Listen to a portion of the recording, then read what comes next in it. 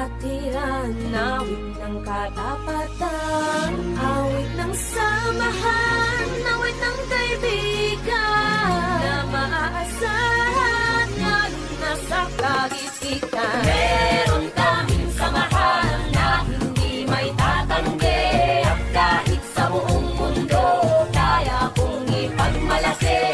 Alpha Phi Omega, Alpha Phi Omega, Alpha Phi Omega, Alpha Phi Omega. Taas noo sa kahit na kanino, o bakit ka mo? Ako ay apo, disiplinado, responsable, tinutupad ang mga sinasabi, madiskarte at matatalino, agresibo, desidido at determinado, laging aktibo, laging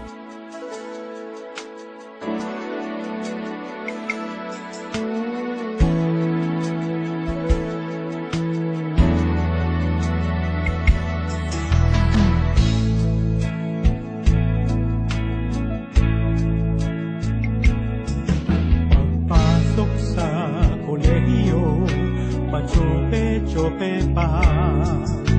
Nakapansin ng isang grupo na napakasaya. Nagtaka ako at sila'y araw-araw magkasama, at di sila nagsasawa sa isa't isa. Ako ay nagtanong kung sinong grupong masaya.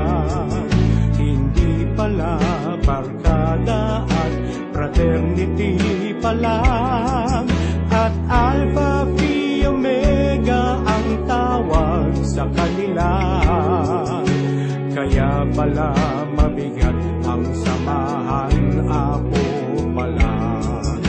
Naging pangarap ko na sa apo ay maging miyembro, upang may pagmalaki sa buong mundo.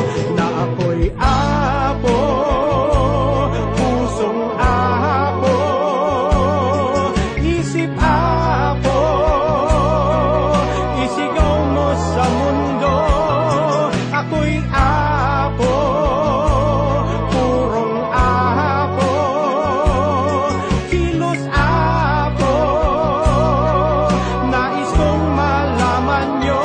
Ikaw ay bagong awitin para sa aking kapatiran, Alpha Phi Omega, taas noon ang mapabilang 100 taon na tumatak sa kasaysayan, bilang leader, kaibigan at serbisyo sa bayan. Kaya naman wala nang dapat para patunayan, basta apo ay kumikinang anumang kalagayan. Pagkakaisa ang pinagmulan ng aming lakas, at mabuting halimbawa ang naiwan ng bakas. Mula kay Horto ng Sulo, pinasa kay Bad